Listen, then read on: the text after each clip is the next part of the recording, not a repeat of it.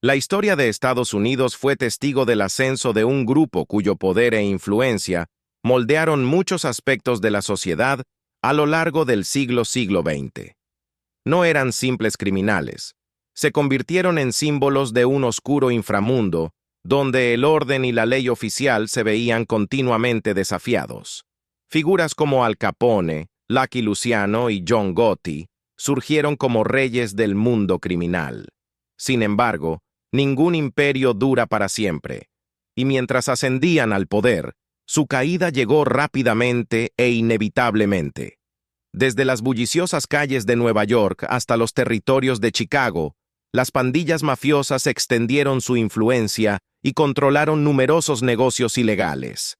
Estos jefes del crimen manejaban redes de contrabando, sistemas de protección y cometían actos de violencia brutal.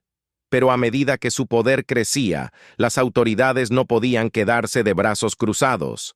Amplias investigaciones del FBI y cambios en las políticas gubernamentales empezaron a ejercer presión sobre estos imperios criminales. Los años 20 y 30 marcaron la era dorada de la mafia en Estados Unidos. Fue en este tiempo cuando controlaron una variedad de actividades clandestinas, desde el contrabando de alcohol durante la ley seca hasta la operación de casinos y esquemas de extorsión. No obstante, en medio de esta prosperidad, las fuerzas del orden los perseguían sin descanso, reuniendo pruebas para llevarlos ante la justicia. Durante las dificultades que enfrentaba el país en la era de la prohibición, la mafia vio una oportunidad de oro. Organizaron redes de contrabando de licor, proporcionando bienes ilegales a clientes ansiosos, desde los ricos hasta los rincones más oscuros de la sociedad. Esto no solo los hizo más ricos, sino que también les permitió establecer lazos estrechos con funcionarios corruptos y fuerzas policiales. Mientras su poder se expandía y alcanzaba nuevas alturas, nada dura para siempre. Cuando la prohibición terminó en 1933, la mafia tuvo que enfrentarse a una realidad difícil.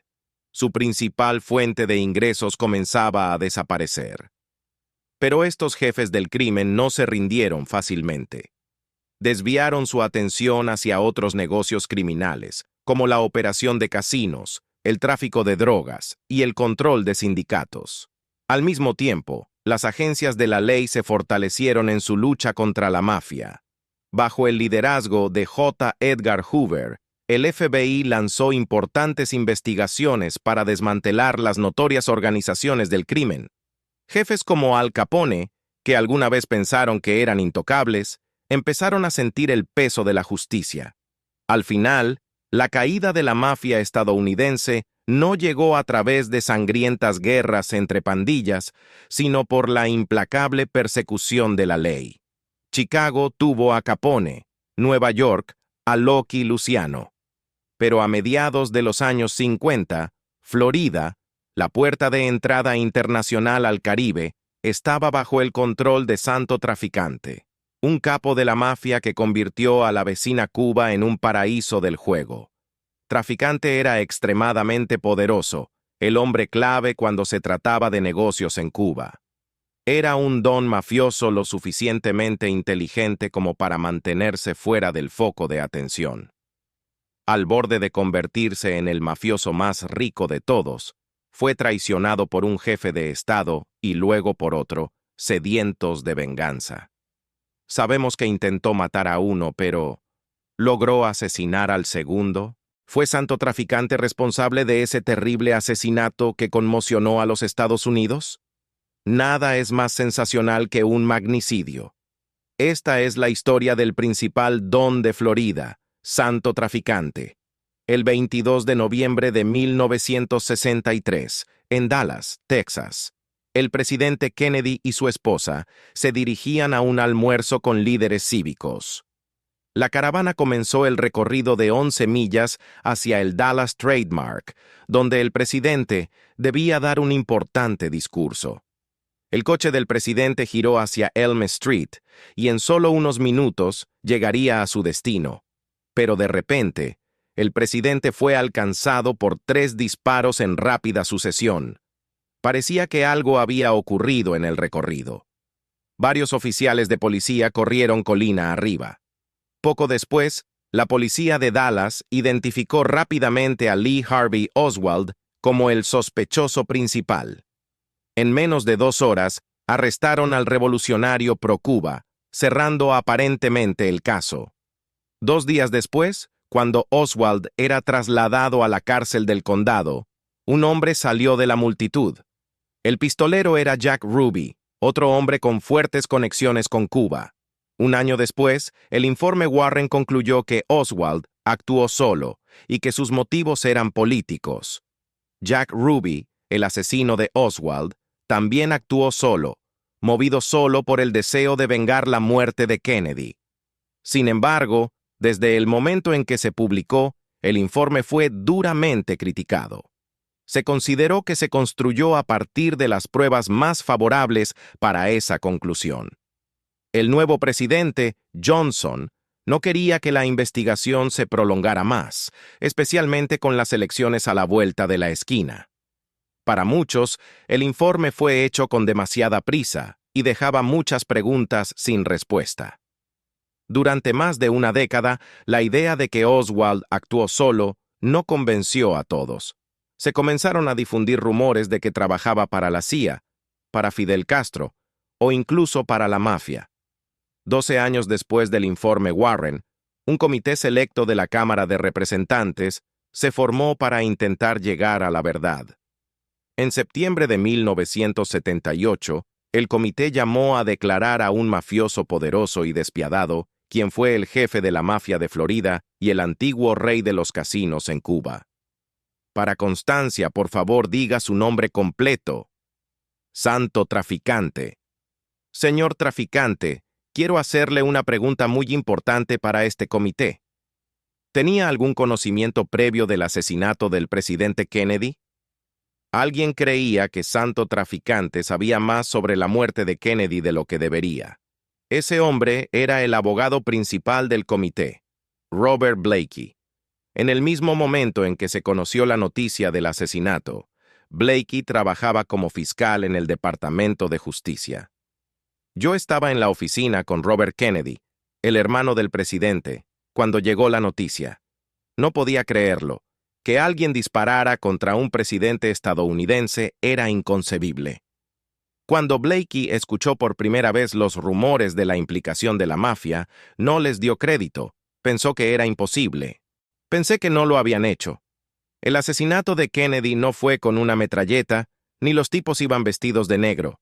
Pero cuando Blakey redacta las famosas leyes RICO, que eventualmente llevarían tras las rejas a los líderes de 5 importantes familias del crimen, se enfrenta a una dura realidad y descubre que la mafia ahora era una organización mucho más sofisticada.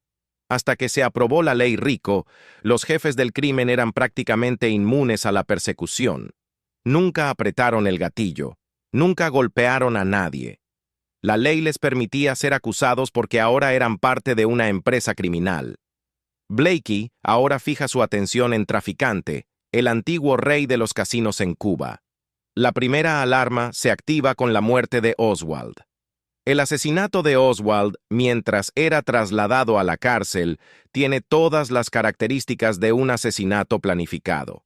No solo el asesinato de Oswald es típico de un golpe de la mafia, sino que el hombre que lo mató, Jack Ruby, dirigía un club nocturno frecuentado por gánsteres vinculados al jefe de la mafia de Nueva Orleans, Carlos Marcello.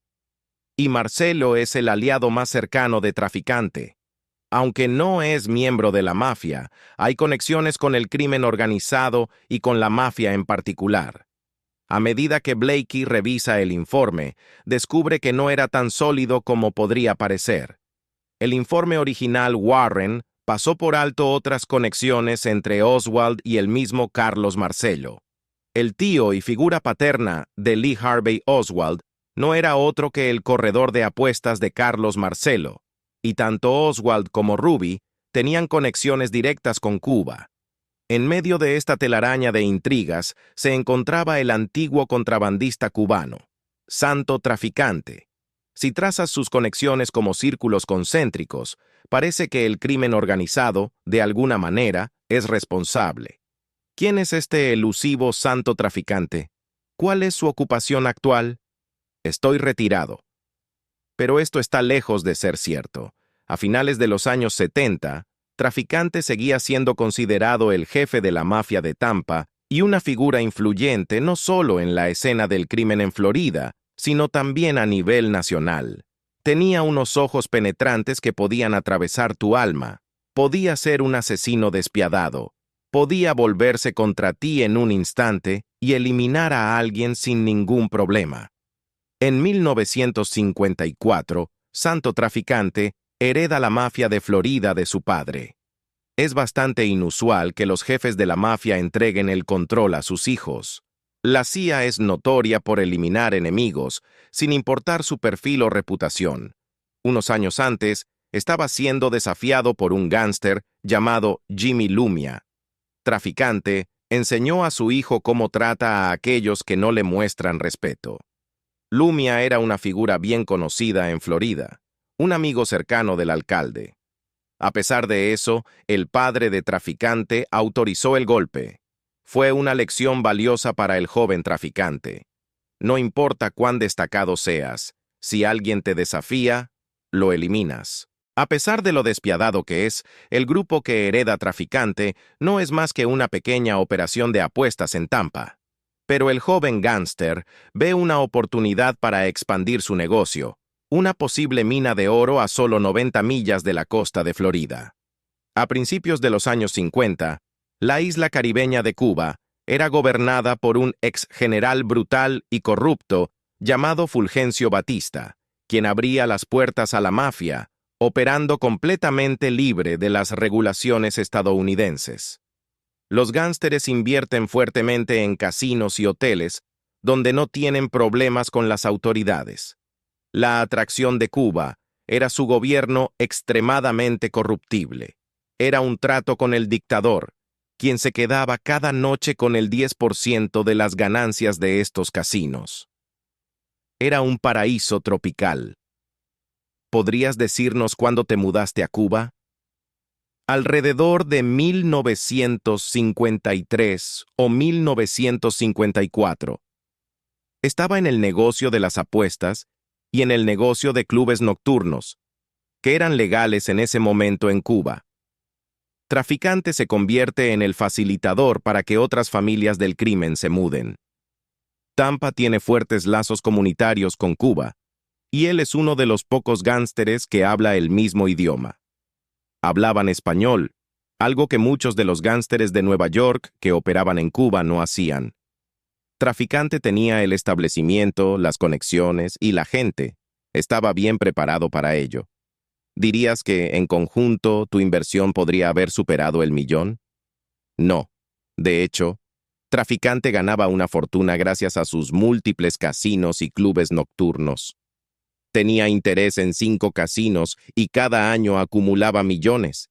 Era un lugar en auge para la mafia, pero tan rentables como eran los casinos, nada se comparaba con un nuevo y lucrativo mercado: las drogas.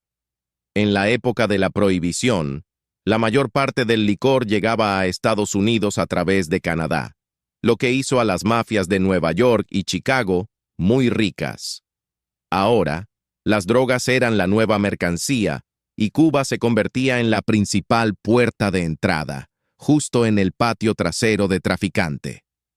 Las drogas estaban a punto de convertir a Santo Traficante en uno de los dons más ricos de Estados Unidos. Incluso si los gángsteres del norte venían a Cuba, eran solo segundones en comparación con la familia Traficante. En pocos años, la fortuna proveniente de las drogas y el juego aseguraba que el ambicioso y astuto Santo Traficante Jr.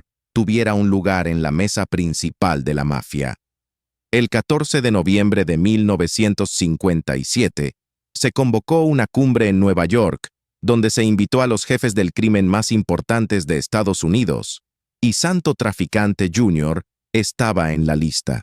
Aunque Traficante aún no estaba en el radar como un gran pez, había acontecimientos que lo convertirían en una figura importante. También estaba presente Sam Giancana, el jefe de la mafia de Chicago. Los jefes de la mafia estaban ansiosos por escuchar sobre el líder de la frontera cubana, pero los coches caros con matrículas llamativas despertaron la curiosidad de la policía local y estatal. «¡Esto es la policía! ¡Están rodeados! ¡Tiren sus armas y levanten las manos!». Traficante logró escapar, pero la cobertura mediática de la redada arrojó una luz sin precedentes sobre la mafia, confirmando la existencia de un sindicato criminal nacional que algunos se habían negado a reconocer durante mucho tiempo. Todos, incluido el director del FBI, J. Edgar Hoover, afirmaban que no existía tal cosa como un sindicato criminal nacional. De repente, todos esos tipos fueron arrestados por la policía estatal. Fue un gran escándalo que demostró que la mafia era real. Los nombres de los principales gánsteres aparecieron en los periódicos nacionales, y un desconocido a punto de alcanzar el éxito en la mafia se lanzó al centro de atención. De repente, este personaje desconocido se encontraba en medio de decenas de jefes mafiosos importantes, lo que mostraba su rango, su estatura y su relevancia. Traficante huyó de la atención de las autoridades y del brillo de la publicidad que traían los reportes noticiosos. Era lo último que quería, así que desapareció de regreso a Cuba. En pocos años, Traficante estaba ganando millones importando drogas a través de Cuba y lavando las ganancias mediante una cadena de casinos. Santo Traficante era realmente el mayordomo y la figura principal en el juego en La Habana. Pero cuando un joven revolucionario comunista llamado Fidel Castro amenazó con derrocar al general Batista, eso puso en peligro el imperio en expansión de Traficante. ¿Puedes decirnos, a finales de 1958, cuál fue el resultado de las actividades de Castro? No fue bueno. Cada 2 días había bombas y cosas así. A Traficante poco le importaban las políticas, pero mucho las ganancias. Así que el jefe de la mafia actúa rápido, y como un buen jugador, cubre todas las opciones. En los años anteriores a la revolución, Castro había ido a Tampa en varias ocasiones para realizar eventos de recaudación de fondos y discursos. Cuando venía, se reunía con los Traficante a cambio de dinero, asegurando así un acuerdo con el rebelde. Incluso si la revolución de Castro tenía éxito, Santo Traficante tenía garantías de que las cosas seguirían igual para la mafia en Cuba. Definitivamente estaba asegurando su apuesta. Pagaba a los funcionarios de Batista y al gobierno, pero al mismo tiempo también daba dinero a los guerrilleros y a Castro. Sin embargo, para 1958, a medida que la violencia aumentaba, los guerrilleros de Castro empezaron a afectar las ganancias. Los apostadores comenzaron a abandonar los casinos y otros jefes de la mafia se rindieron y se marcharon de Cuba. Pero Traficante mantuvo la calma. Mientras todos los demás gánsteres volvían a Estados Unidos, él se quedó. Se sentía seguro.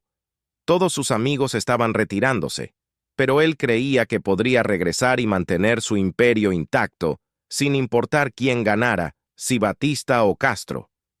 El 1 de enero de 1959, Castro finalmente tomó el control cuando el general Batista huyó de Cuba.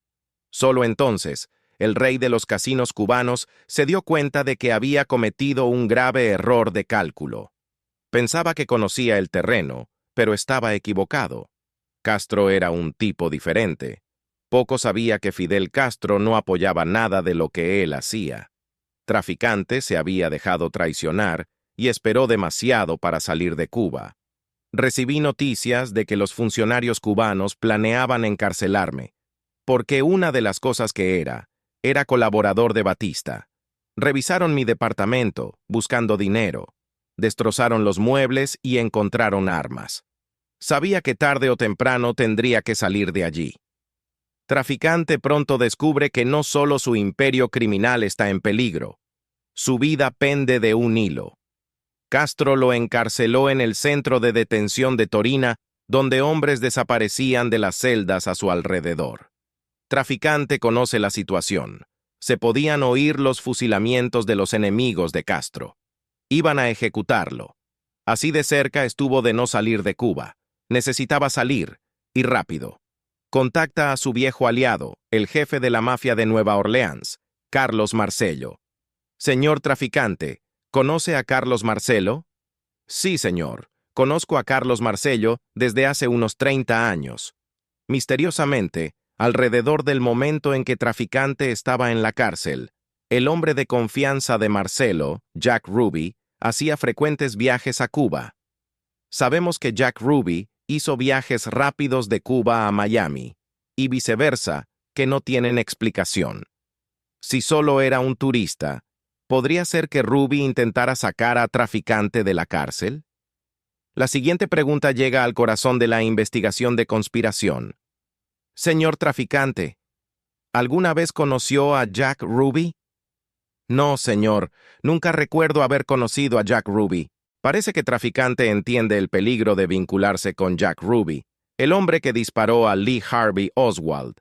Traficante lo niega y dice que no conoce a Ruby, pero hay muchas razones para dudar de sus palabras. El comité intenta desesperadamente conectar los puntos. Ruby había estado vinculado a Carlos Marcello y estaba manejando dinero principalmente para él, desde Cuba. 2 meses después de su arresto por Castro en agosto de 1959, Traficante fue liberado inesperadamente de la cárcel. ¿Podría Ruby haber pagado a alguien? No debería haber salido, punto final. No hay duda de que se salió gracias a un soborno. Esta vez, Traficante no juega a la suerte. Se va de Cuba. Lo ha perdido todo. Podía ver que tenía que irme de allí. No había nada para mí. Todos estaban siendo arrestados y nadie estaba a salvo. Así que me hice el tonto, diciendo que iba a Estados Unidos solo de visita, y nunca volví. Estaba devastado.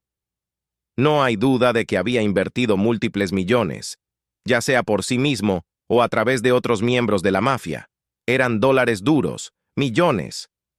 Tenía más casinos que nadie. Desde su punto de vista, la revolución cubana fue un desastre. El imperio del juego que ayudó a construir en Cuba ahora se trasladaba hacia el oeste, a Las Vegas, donde Bugsy Siegel estaba al mando. Peor aún, los jefes de la mafia de todo Estados Unidos que habían invertido en el paraíso cubano de Traficante ahora querían recuperar su dinero. El asiento de Traficante en la mesa principal de la mafia le había sido arrebatado, y solo había un hombre a quien culpar por su caída. Santo nunca perdonó a Castro. Uno de sus mayores objetivos en la vida era regresar a Cuba y deshacerse de él. Habría hecho cualquier cosa para lograrlo. Pero Traficante no es el único que guarda rencor contra Castro. En Key West, Florida, los sentimientos anticomunistas aumentan. La figura de Castro es ahorcada en efigie, y las fuerzas anti-Castro comienzan a unirse en otras ciudades. Santo Traficante cultiva lazos con el movimiento de exiliados anticastristas en Florida y se rodea de una mafia de gánsteres cubanos. Su involucramiento no pasa desapercibido y pronto descubre que está alineado con algunos aliados muy poderosos. En septiembre de 1960, Traficante recibe la visita de un mensajero enviado por el jefe de la mafia de Chicago, Sam Giancana. Giancana quiere que Traficante lleve a cabo uno de los asesinatos más notorios en la historia de la mafia, eliminar a Castro. Pero Giancana no está autorizando el golpe. De hecho, el contrato no proviene de la mafia en absoluto. Señor Traficante, ¿puede decirnos quién fue la persona que se puso en contacto contigo primero? John Reilly. John Reilly es el mano derecha de Giancana. ¿Podría decirnos el contenido de la conversación que tuvo con él? Bueno, él me dijo que la CIA y el gobierno de Estados Unidos querían que esto se hiciera. En la historia del crimen organizado, las líneas entre la mafia y las fuerzas del orden suelen estar borrosas, pero la revelación de Traficante marca un nuevo rumbo. El gobierno estadounidense estaba pidiendo al jefe mafioso, Sam Giancana, que ayudara a asesinar al líder revolucionario de Cuba. La CIA estaba desesperada por deshacerse de Castro. Él era un enemigo a combatir. Sin embargo, la CIA es demasiado astuta para llevar a cabo el asesinato por sí misma. Cuando el gobierno de Estados Unidos buscaba a alguien para asesinar a Castro, preguntaron, ¿quiénes son buenos asesinos? La respuesta fue, la mafia. Esto demuestra el respeto que las fuerzas del orden tenían por la mafia. Podían hacer las cosas de una manera que las operaciones legítimas no podían. El verdadero escándalo fue la suposición de la CIA de que la mafia era un grupo de asesinos a sueldo. La CIA se acercó a Giancana y le pidió que encontrara un sicario. Giancana sabía que, cuando se trataba de Cuba, solo había un hombre con las conexiones necesarias, el rey de los casinos cubanos, Santo Traficante. Ese era el tipo de hombre que la CIA estaba buscando, alguien que perteneciera a una organización experta en asesinatos y complots, y que estuviera muy descontento porque había perdido mucho dinero. En septiembre de 1960, se organiza una reunión en el Fontainebleau Hotel de Miami entre la CIA, el jefe de la mafia de Chicago, Sam Giancana, y su sicario elegido, el jefe de la mafia de Florida, Santo Traficante. La CIA y la mafia están ahora en la misma mesa con un único objetivo siniestro: un atentado contra un líder mundial. ¿Cuál fue su reacción al asesinato del presidente Castro? Bueno, en ese momento pensé que era algo bueno, porque había establecido una base comunista a solo 90 millas de los Estados Unidos, y dado que el gobierno de Estados Unidos quería que esto se hiciera, decidí apoyarlo, como en una guerra. Traficante estaba ayudando a la CIA, porque cualquier cosa que funcionara para deshacerse de Castro sería beneficioso para él. La agencia primero sugiere un clásico golpe mafioso, donde Castro moriría en una lluvia de balas. La idea del gobierno era enviar a sus asesinos para que dispararan. Sin embargo, hay algo extraño en que la CIA le diga a la mafia cómo matar a alguien. Giancana y Traficante proponen un enfoque más sutil. Tienen que hacerlo de manera inteligente, dicen. En ese momento, se consideraron todos los planes de envenenamiento. ¿Hubo una discusión sobre píldoras envenenadas? Sí, señor. Hubo una discusión sobre píldoras. Estoy hablando de cualquier forma posible para deshacerse de él. Traficante conoce a un funcionario que puede acercarse a Castro. Traficante podría llevar a Castro a un restaurante donde le introducirían píldoras envenenadas en su comida. Se acuerda un plan y la CIA envía más de $150,000 en efectivo. Se ha cruzado una línea. La CIA acaba de pagar a la mafia para matar a Castro. Traficante sabía que era una locura, pero no era lo suficientemente tonto como para rechazar $150,000. El dinero que recibió estaba libre de impuestos, pero la venganza contra Castro era solo una parte del trato. A cambio, las agencias de la ley harían la vista gorda a las operaciones de la mafia. Le dijeron que si realizaba este pequeño trabajo para el gobierno, estaría a salvo. Nadie lo molestaría más. Pero el complot pronto se olvidó, ya que la acción contra Castro tomó otro rumbo. Tras bastidores, Sam Giancana había estado ayudando a un carismático joven senador llamado John F. Kennedy a convertirse en presidente de Estados Unidos. El viejo Kennedy, Joe, envió a Frank Sinatra a hablar con Giancana. Le dijo, si consigues Illinois para nosotros, no tendrás problemas, los Kennedy no irán tras de ti. Joe Kennedy sabía que Giancana prácticamente controlaba ese estado clave. Si alguien podía manipular votos en Illinois, era él. Desde la perspectiva de la mafia, era una situación que no podía fallar. Así, la mafia cumplió la primera parte del trato y ayudó a que John F. Kennedy fuera elegido. ¿Hubo dinero de la mafia en la elección de Chicago? Sí. Punto. Ahora, con el presidente aparentemente de su lado, Traficante descubre que la nueva administración está haciendo de Cuba una prioridad. La CIA es solicitada para aumentar sus planes, pasando de un asesinato a una invasión a gran escala. Como alguien que ha invertido mucho en el movimiento de exiliados cubanos en Florida, Traficante cree que finalmente obtendrá el apoyo que necesita. El 16 de abril de 1961, Kennedy envía 1.500 mercenarios, financiados por la CIA, para invadir la bahía de Cochinos en Cuba. Entre los luchadores, hay algunos de los aliados de Traficante en Florida, del movimiento de exiliados cubanos. El plan era que los aviones de Kennedy estuvieran en espera para apoyar a las fuerzas terrestres. El asalto iba a ser un ataque sorpresa rápido, pero los invasores estaban en desventaja, 10-1, mientras las fuerzas de Castro contraatacaban. Kennedy falla al no enviar apoyo aéreo estadounidense, y en solo 3 días, Castro aplasta la invasión americana. Fue un completo fracaso. El plan de la CIA para la invasión no funcionó bien. Era una campaña amateur que un poco más de 1.500 hombres no podían utilizar para derrocar a las tropas de Castro. Ahora Castro es un héroe nacional, y las esperanzas de Traficante de revivir su imperio cubano se desmoronan. Los hombres que financió ahora están muertos o encarcelados. Traficante ha sido traicionado una vez más. Primero por Castro en Cuba y ahora por la falta de convicción de Kennedy. Santo Traficante solo tenía un culpable y ese era el presidente Kennedy. Lo culpaba más que a nadie por el fracaso de la bahía de Cochinos, y las cosas estaban a punto de empeorar para la mafia. Giancana había ayudado a Kennedy a ser elegido, pero lejos de ignorar las actividades mafiosas, el nuevo presidente envía a su hermano, el fiscal general Bobby Kennedy, a ir tras el crimen organizado. Hay varias áreas donde se necesita acción. Creo que en el campo del crimen organizado hay una situación muy grave que enfrenta el país en este momento. Giancana se sintió traicionado, ya que había aportado dinero y ayudado a JFK a ganar.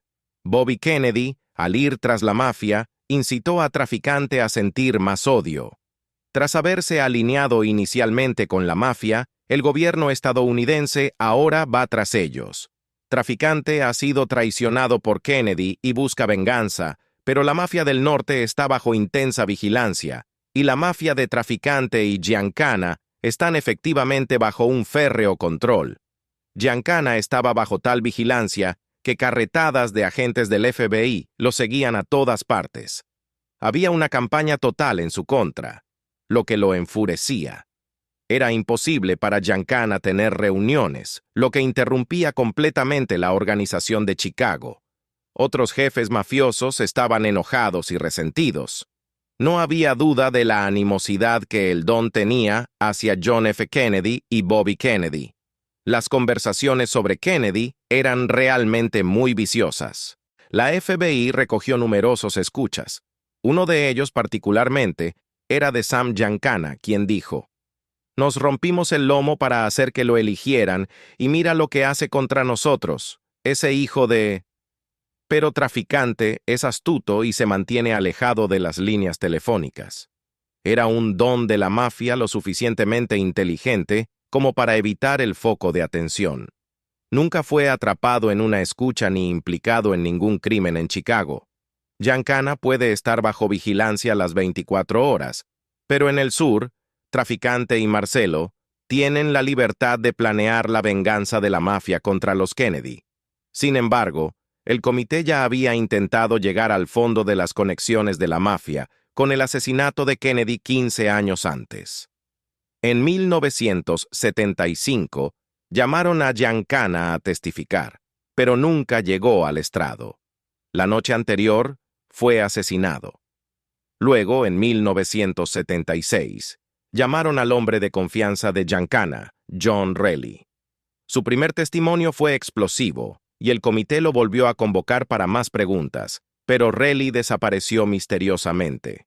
5 días después, su cuerpo desmembrado fue encontrado dentro de un barril de petróleo flotando en la bahía de Miami.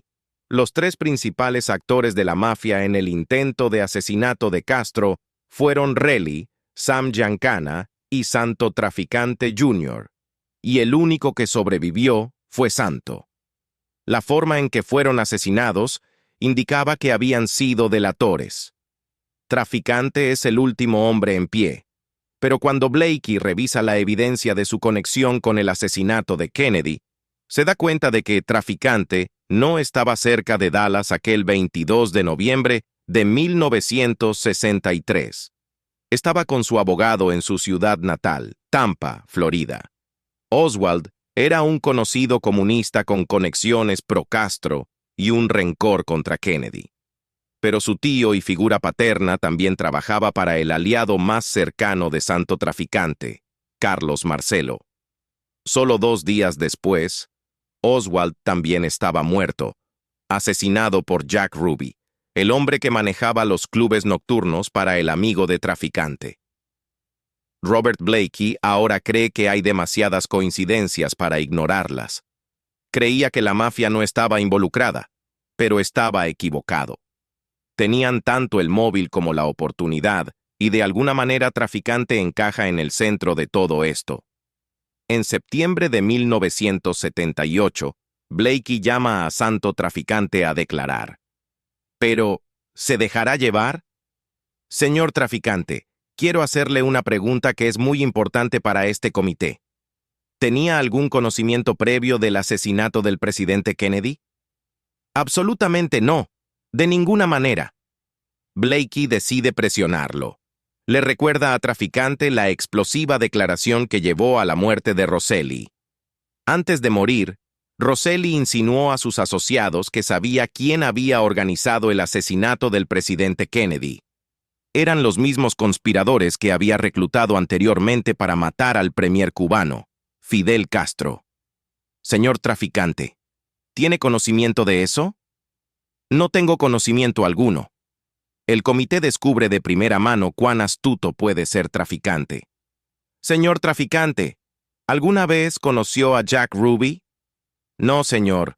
Nunca recuerdo haber conocido a Jack Ruby. El comité selecto se encuentra ante un muro de silencio. El don callado no está revelando nada. Siempre mantuvo la misma postura. Nunca supo nada y no recordaba a nadie. Sus respuestas son consistentes. Absolutamente no, de ninguna manera, ningún conocimiento. Después de 30 meses de investigación, 12 volúmenes de audiencias y apéndices, el Comité Selecto de la Cámara sobre Asesinatos llega a su fin. El informe se publica en 1979 y concluye que, aunque la mafia no estuvo involucrada, esto no excluye la participación de ciertos individuos como Carlos Marcello de Nueva Orleans y Santo Traficante de Florida. Existía una probable conspiración y señalamos a los sospechosos más probables, Carlos Marcello y Santo Traficante, pero no pudimos afirmar con confianza que ellos lo hicieron. La única conclusión irrefutable es que Lee Harvey Oswald asesinó al presidente y Jack Ruby mató a Oswald. A pesar de los mejores esfuerzos de Blakey, Traficante camina libre. En los años siguientes, Traficante retoma sus actividades como jefe de la mafia de Florida y, a pesar de los esfuerzos de Blakey, sigue evadiendo la ley. Incluso la famosa ley RICO de Blakey, la ley de organizaciones influenciadas y corruptas por racketeering, que desmanteló las 5 familias del crimen de Nueva York, no logra atrapar a Traficante. No hay duda de cuán astuto y exitoso fue Santo Traficante. Fue el único gran padrino que Joe Pistone, el agente especial del FBI, no pudo atrapar. Santo Traficante fue el único mafioso en escapar de una gran acusación bajo la ley RICO, pero el FBI no dejó de investigar a los 2 principales sospechosos de la mafia vinculados a la muerte de Kennedy. En 1983, el compañero sospechoso y jefe de la mafia, Carlos Marcello, está en prisión por cargos de extorsión y soborno. El FBI coloca un informante en su celda, donde hablan sobre el asesinato de Kennedy, y Marcello se abre. «Yo lo maté y lo volvería a matar», dijo a su informante. Pero antes de que los tribunales puedan interrogar a Traficante, su salud se deteriora. En los años posteriores a la muerte de Traficante, salió a la luz más evidencia. Frank Ragano, abogado de Traficante durante mucho tiempo, afirma que solo 4 días antes de su muerte, Traficante se abrió a él. Se refería al difunto presidente John F. Kennedy por su apodo en la mafia, Giovanni. Nunca debimos haber matado a Giovanni, debimos haber matado a Bobby. Estaba confesando su participación en el asesinato del presidente de Estados Unidos. Mi padre estaba en estado de shock. Mucha gente piensa que si hay un arma humeante, eso es todo. Pero las confesiones de Marcelo y de Traficante llegaron demasiado tarde para Blakey. Si hubiera tenido toda esa evidencia en noviembre del 63, habría convocado a un gran jurado y habría presentado una acusación. Si habría tenido una condena o no es otra historia. Es poco probable que alguna vez sepamos si Santo Traficante y Carlos Marcelo fueron quienes contrataron a Oswald y Ruby, pero Santo Traficante fue único. A lo largo de su vida, el silencioso Don se mantuvo alejado del foco de atención y nunca pasó una sola noche en una cárcel estadounidense. Santo Traficante fue el gran pez de la mafia que se escapó, y siempre permanecerá la sospecha de que fue él quien llevó a cabo el mayor golpe de la mafia. En los primeros días del crimen organizado en América, un hombre dominaba los titulares: Al Capone. Se decía que Al Capone era el primer gángster superestrella de América y que era responsable de uno de los golpes más sangrientos en la historia de la mafia, la masacre del día de San Valentín. Al Capone es, sin duda, el único gángster de la época que pudo asesinar a 7 de sus oponentes a plena luz del día, en uno de los golpes más audaces de la historia del crimen. Sin embargo, detrás de los titulares, la verdadera significación de la carrera de Capone es menos conocida. Se convirtió en el rostro del crimen organizado en América, y, naturalmente, el gobierno federal tuvo que intervenir para detenerlo. La arrogancia de Capone marcó el tono de una de las épocas más glamorosas en la historia del crimen, pero fue la debilidad de Capone, no su fortaleza, lo que enseñaría a un grupo de mafiosos en guerra una lección que nunca olvidarían y los llevaría a transformarse en la poderosa entidad que ahora conocemos como la mafia estadounidense. Esta es la verdadera historia de Al Capone. En 1924, en Chicago, en el suburbio de Cicero, Joseph Klenner, el alcalde de la ciudad, se dirige a un grupo de periodistas. Detrás de él está el hombre que aseguró su elección, el gángster Al Capone. Capone se dio cuenta de que parte del secreto del poder era controlar a los gobiernos locales, lo que logró sobornando a los funcionarios.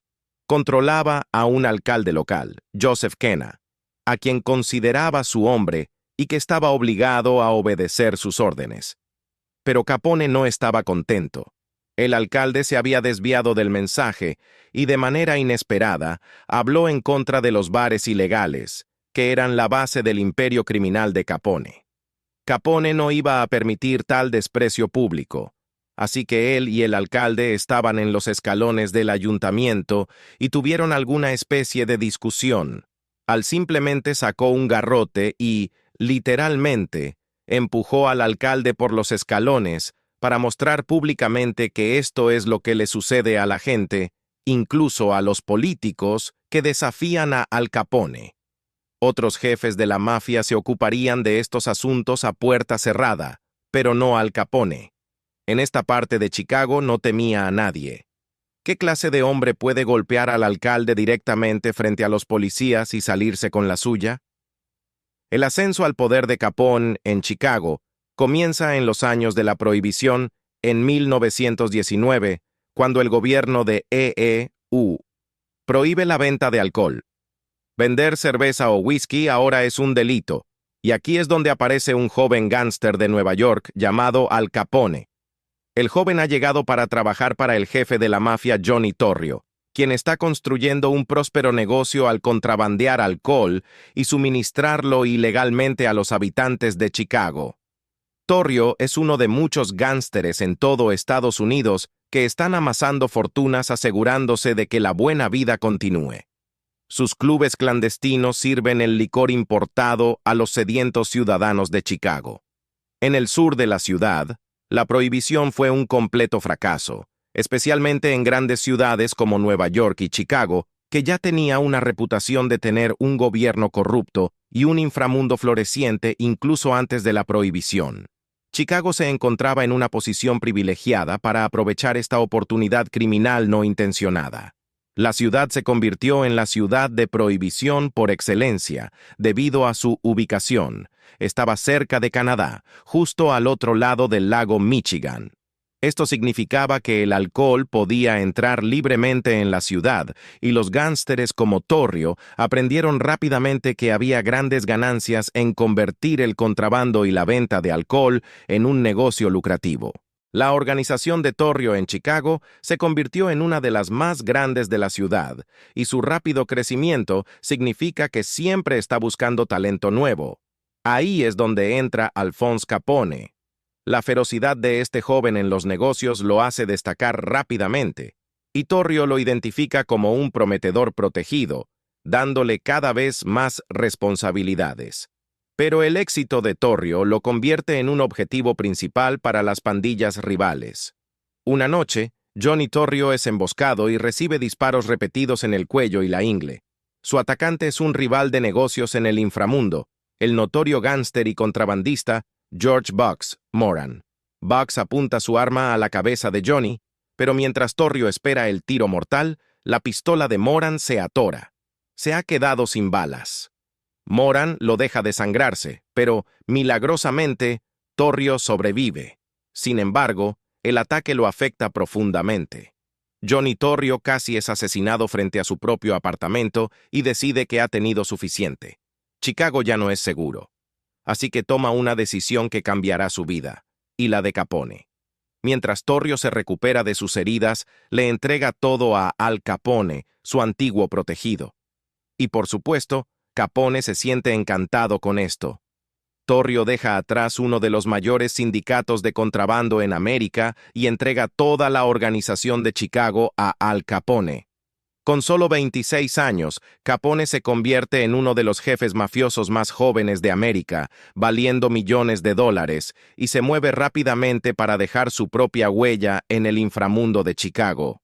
Capone es una persona muy despiadada y violenta. Provenía de un entorno muy pobre y se dio cuenta rápidamente de que la única forma de llegar a la cima era a través de la violencia. Capone allana el camino hacia el beneficio sobornando a la policía, intimidando a políticos y amenazando a sus rivales. Pronto, Capone supera a sus contemporáneos en la otra gran ciudad de la prohibición, Nueva York. Jóvenes gángsteres como Vito Genovese y Frank Costello son competencia, pero de hecho, el único mafioso que puede mantener el ritmo con él es uno solo, un joven brillante que se convertirá en uno de los nombres más importantes en la historia de los gángsteres estadounidenses.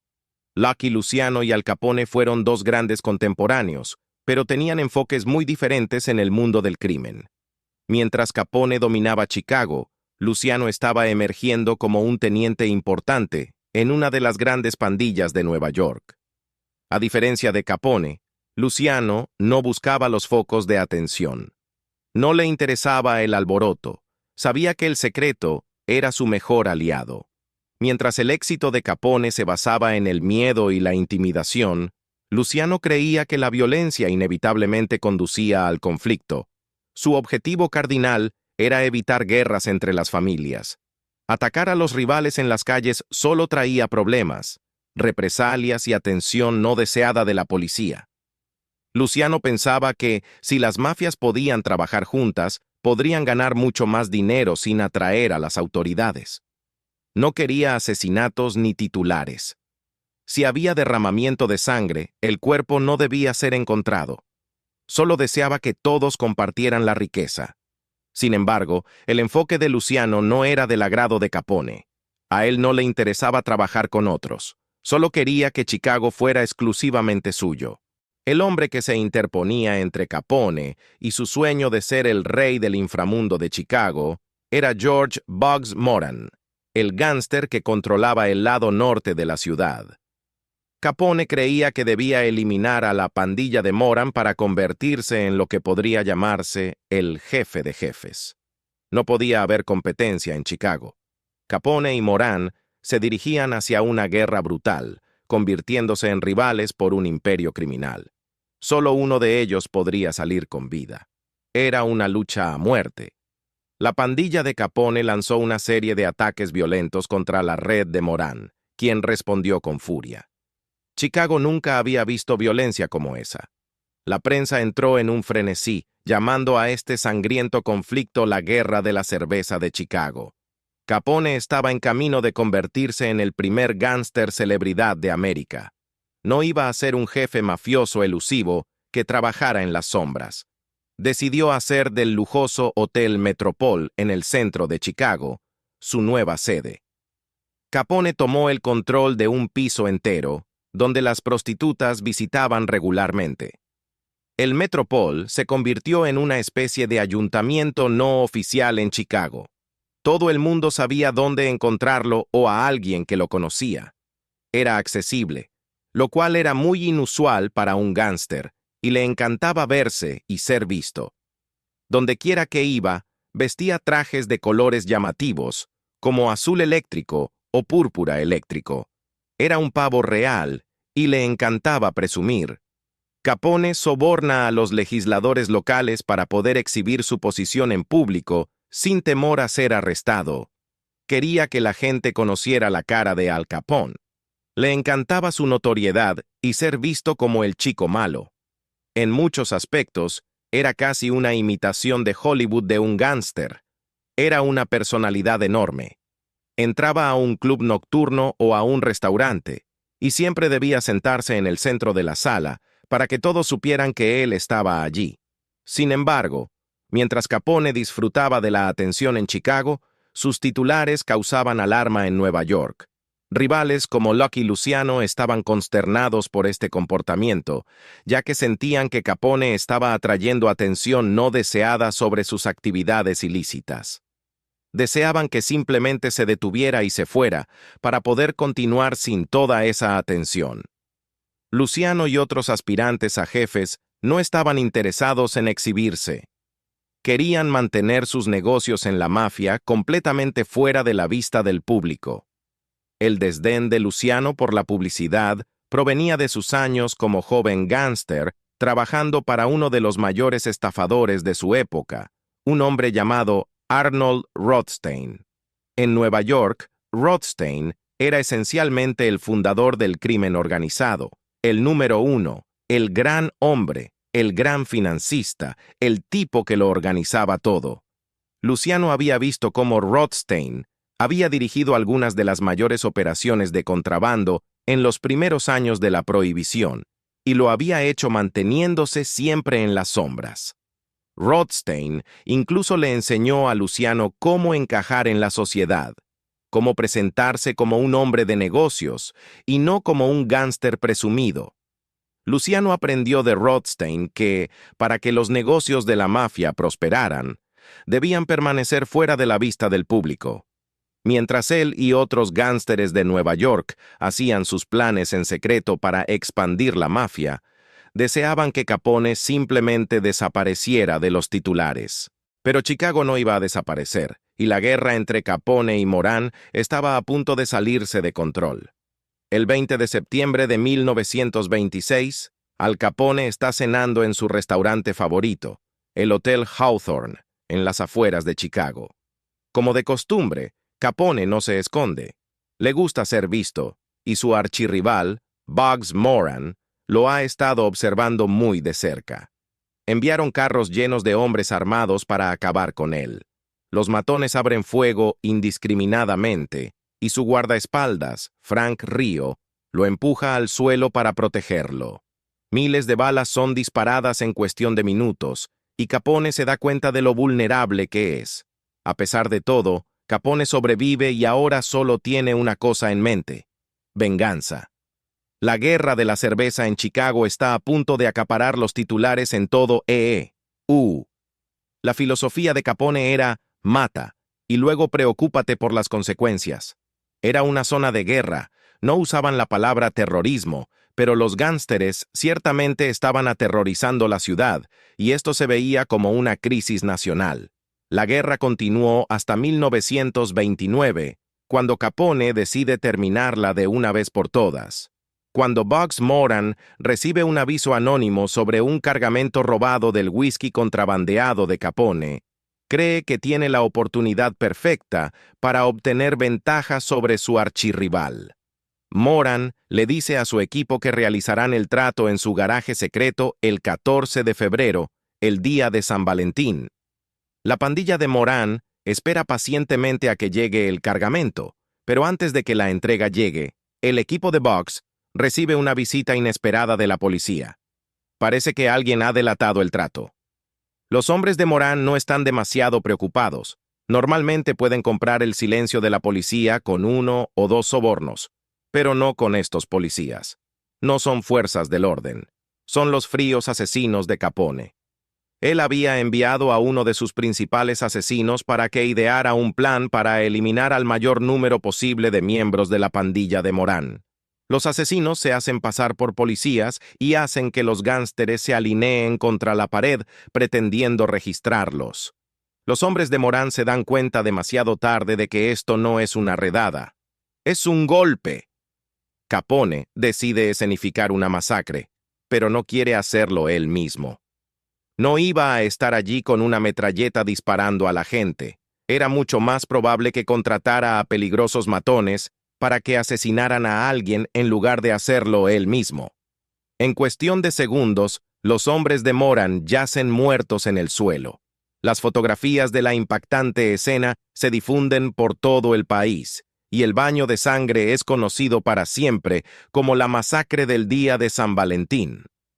Para asegurarse de que nadie pueda relacionar los asesinatos con él, Capone se encuentra a una buena distancia, en compañía de un abogado. Pero sabe que será el beneficiario. Con Moran fuera del camino, Chicago es suyo. Si Moran está muerto, Capone se da cuenta de que tiene el control total de los negocios en Chicago y que es el rey allí. Esto significa que es inmensamente rico. En dólares de hoy, sería un multimillonario. Sin embargo, Moran no estaba entre los 7 cuerpos que yacían en el garaje.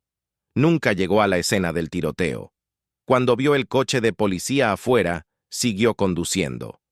El archienemigo de Capone todavía está vivo, y este pronto descubrirá que su fallida masacre del día de San Valentín añadirá poderosos nombres a su lista de enemigos. Mientras Capone luchaba públicamente con Moran por la supremacía en Chicago, detrás de escena, el gánster en ascenso Lucky Luciano estaba tramando su propio movimiento de poder para Nueva York. Su visión era acabar con las violentas luchas internas y aliviar la presión de las fuerzas del orden. Era una revolución en el inframundo criminal. Con la masacre de Capone aún fresca en los titulares, Luciano y otros gánsteres de Nueva York planean una conferencia en Atlantic City.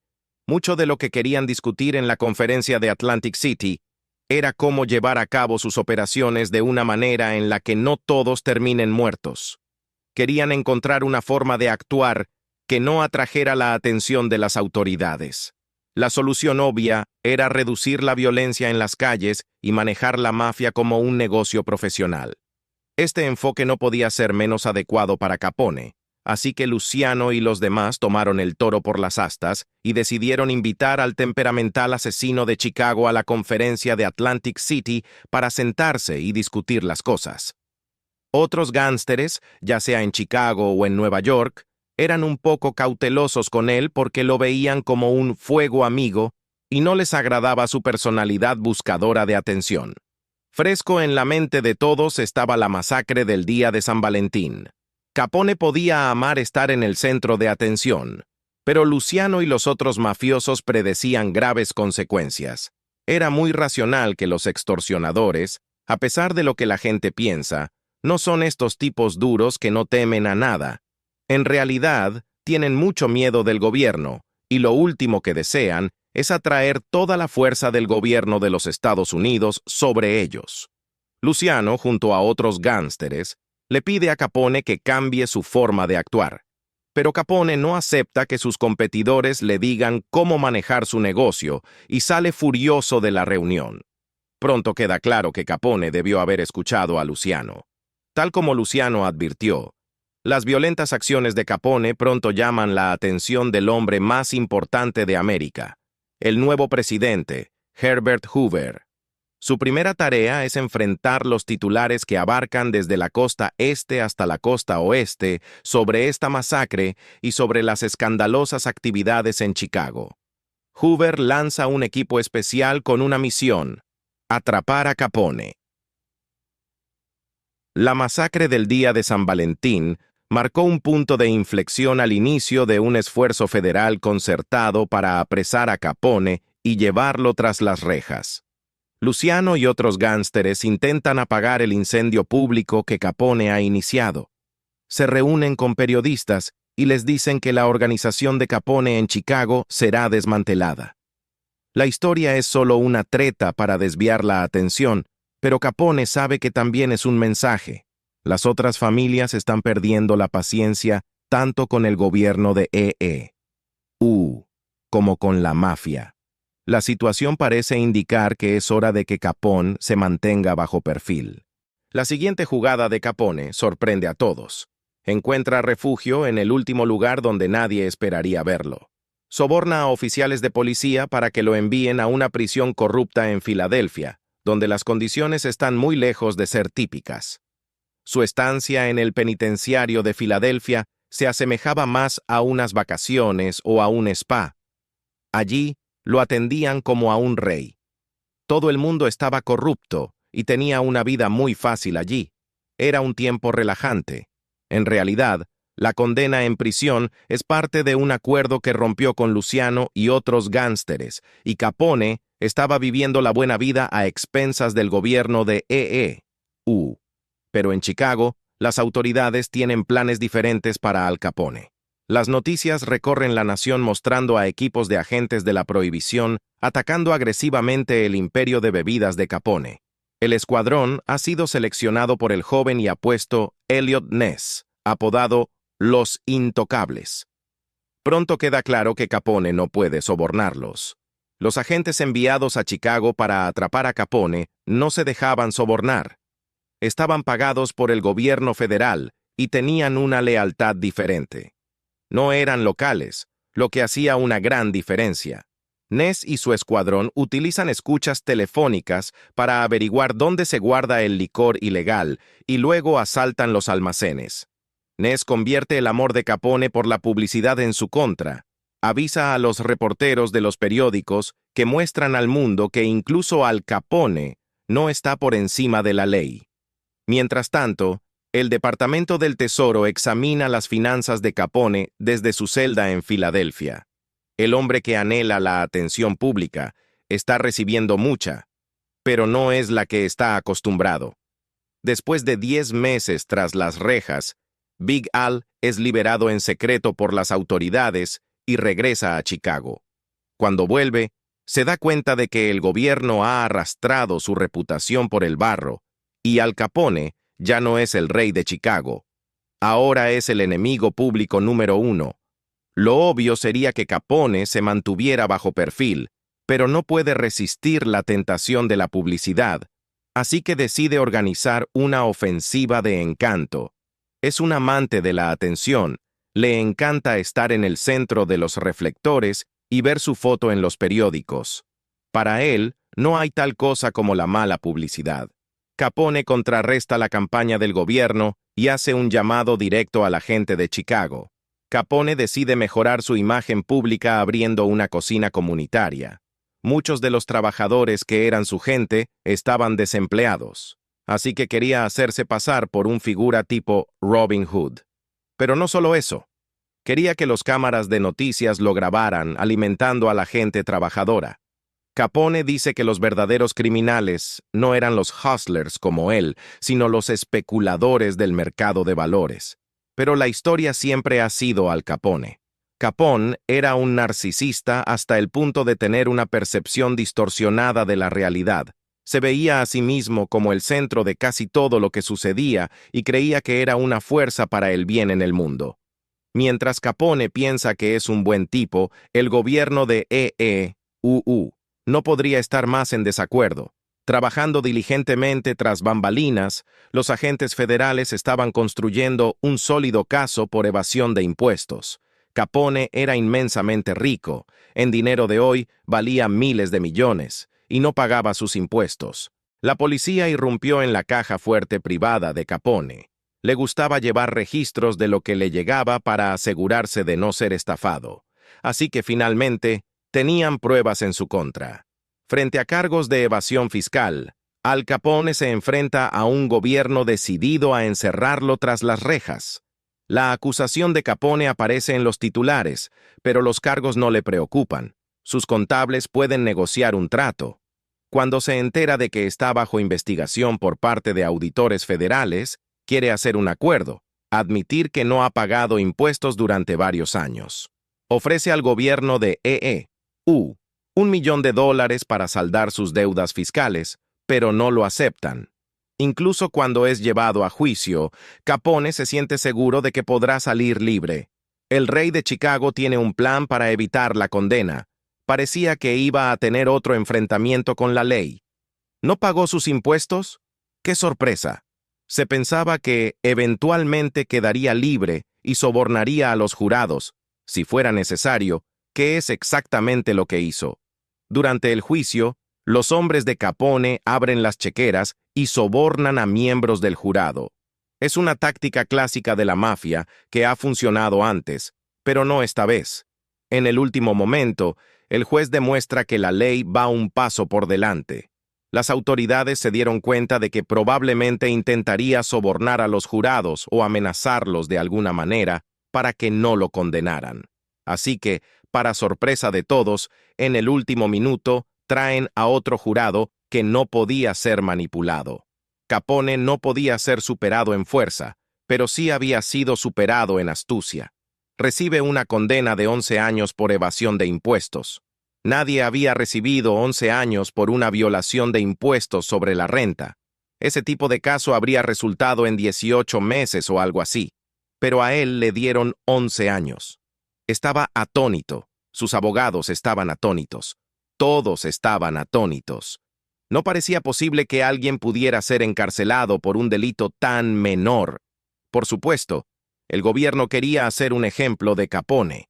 Al Capone, el hombre que públicamente había golpeado a un alcalde, ahora se encontraba siendo humillado por la ley, y las cosas no tardarían en empeorar para él, al descubrir que la vida en prisión no era nada fácil cuando todo el mundo conoce su rostro.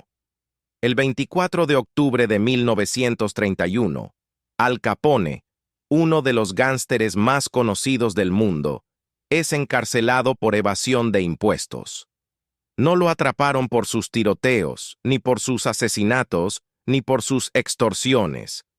Lo acusaron de evasión de impuestos sobre la renta, algo que nunca había anticipado. La caída de Capone se convierte en noticia en todo el mundo. Parece que el gobierno de Estados Unidos ha dado un golpe mortal al crimen organizado. Sin embargo, en realidad, Capone ha proporcionado a gánsteres como Lucky Luciano una pantalla de humo. Más allá del resplandor de la publicidad, una nueva y secreta organización de mafiosos está tomando forma y están contentos de que Capone esté tras las rejas. Otros gánsteres celebran que Capone ya no esté en libertad, pero, por otro lado, temen que la misma suerte les pueda tocar a ellos.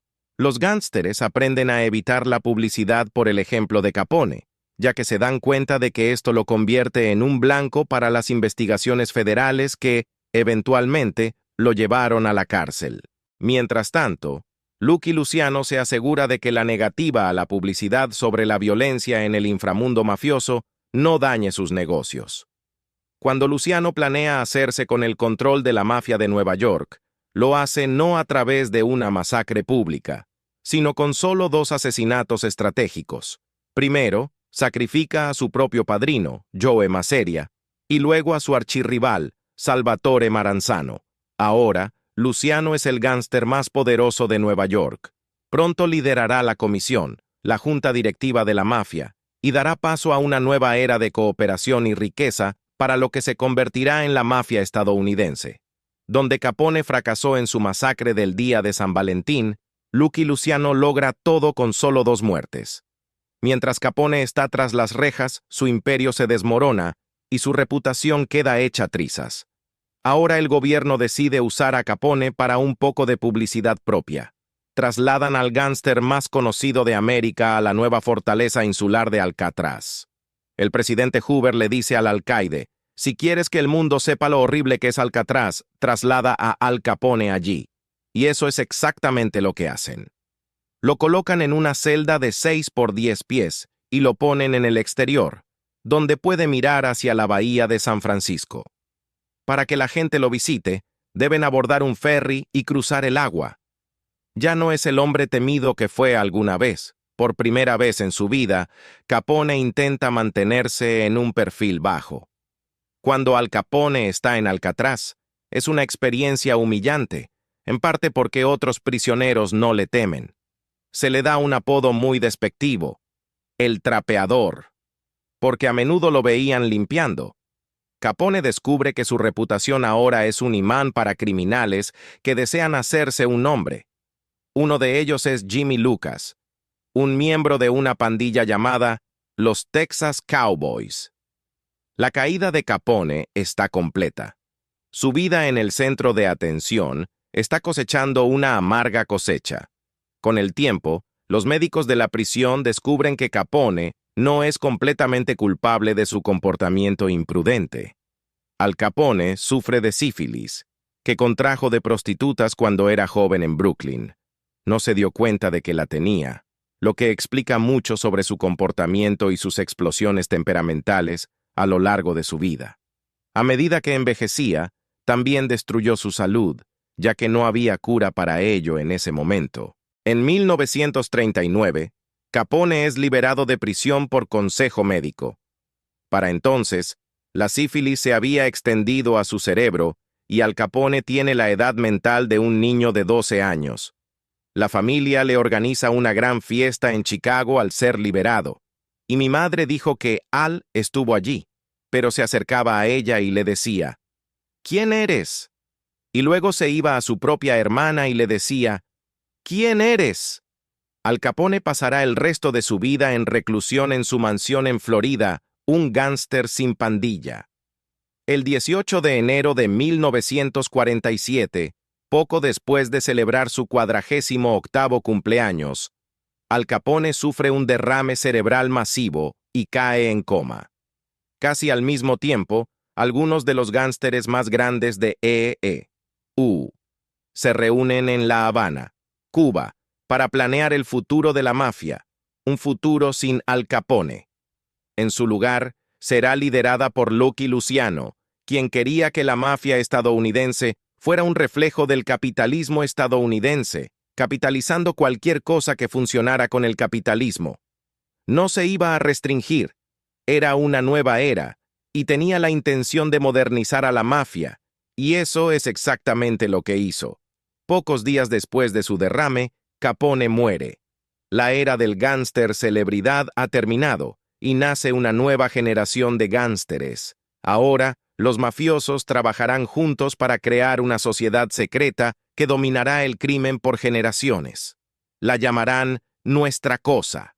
El mundo la conocerá por otro nombre: la mafia estadounidense. Los cimientos de esta organización fueron establecidos por Al Capone, pero su contribución no fue a través de la inspiración. Fueron sus brutales y públicas equivocaciones las que enseñaron a la mafia cómo no comportarse. Su carrera pudo haber terminado en desastre, pero hasta el día de hoy, Al Capone sigue siendo el nombre más famoso en la historia de la mafia, el enemigo público número 1.